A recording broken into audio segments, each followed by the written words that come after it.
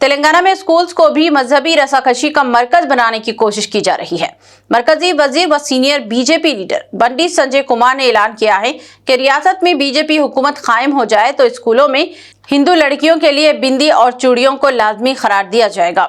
बंडी संजय ने एक तकरीब से खिताब करते हुए कहा कि हिंदुस्तान सनातन धर्म को मुस्तहकम करने और इसकी रवायात को बरकरार रखने के लिए तेलंगाना में बीजेपी हुकूमत कायम हो जाए तो फिर पोटो बिंदी और लड़कियों के लिए चूड़ियों को लाजमी करार दिया जाएगा। मरकजी वजीर बंडी संजय ने इस तकरीब से खिताब करते हुए सिर्फ बिंदी और चूड़ियों की बात की है। उन्होंने लड़कियों के लिए बेहतर तालीमी मौके फराहम करने और इसकी सलामती व तहफ़्फ़ुज़ के इक़दाम पर एक लफ्ज़ तक नहीं कहा। लड़कियों और ख़वातीन पर मज़ालिम की रोकथाम के ताल्लुक से भी बंडी संजय ने अपनी तकरीर के दौरान कुछ भी नहीं कहा और सिर्फ बिंदी और चूड़ियों की बात कही है। భాగ్యనగర్లోని పాత బస్తీలో సక్సెస్ పాఠశాలలో ఆ పాఠశాల యాజమాన్యం హిందూ విద్యార్థులను కల్మా సూరా ఫతే చదవాలని చెప్పి ఒత్తిడి తీసుకురావడం, నేరుగా డైరీలో రాయడం నిజంగా ఇంతకంటే దుర్మార్గం ఇంకోటి కాదు.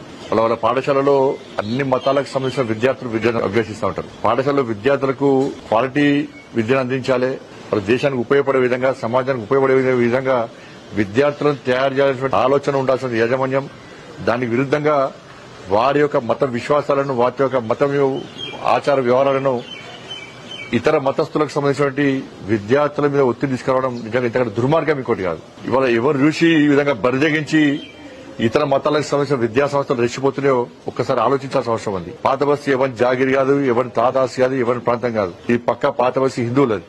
ఇవాళ మజ్లిస్ పార్టీ యొక్క అండదండలు ఉన్నాయని చెప్పి ఒక ఆలోచనతోని ఈ విధంగా ఇస్లామిక్ సంబంధించినటువంటి ఇస్లాం మతానికి సంబంధించిన యాజమాన్యాలు ఇలా హిందూ విద్యార్థులను వేధించడం, బలవంతంగా వారి మత విశ్వాసాలను పాటించే విధంగా ఒత్తిడి తీసుకురావడం నిజంగా సిగ్గుచేటనే విషయం. బొట్టు పెట్టుకుని రానియరు, బ్యాంగిల్స్ చేసుకుని రానియరు, జడలో విద్యార్థులు పూలు పెట్టుకుని రానియరు. అన్ని మతాలకు సమానం అంటారు వాళ్ళు. మరి దీన్ని ఏమంటారు?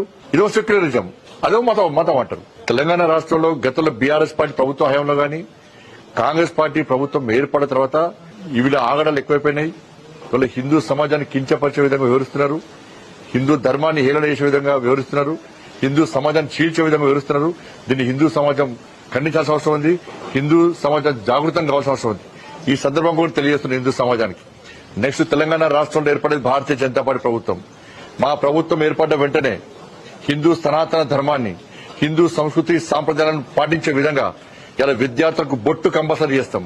ఇలా హిందూ విద్యార్థులందరూ కూడా బ్యాంగిల్స్ కంపల్సరీ చేస్తాం.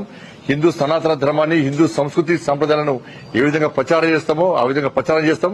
ఈ నిబంధన తీసుకొస్తామని చెప్పి ఈ సందర్భంగా తెలియజేస్తూ, ఇది సక్సెస్ పాఠశాల హిందూ విద్యార్థుల మీద బలవంతంగా వాళ్ళ మత విశ్వాసాలు ఉద్యోగ ప్రయత్నం చేసిందో, మత విద్వేషాలు రగిలించే ప్రయత్నం చేసిందో ఈ పాఠశాల గుర్తింపు రద్దు చేయాలి. ఈ యాజమాన్యం మీద క్రిమినల్ కేసులు పెట్టాలని చెప్పి భారతీయ జనతా పార్టీ డిమాండ్ చేస్తా ఉన్నది.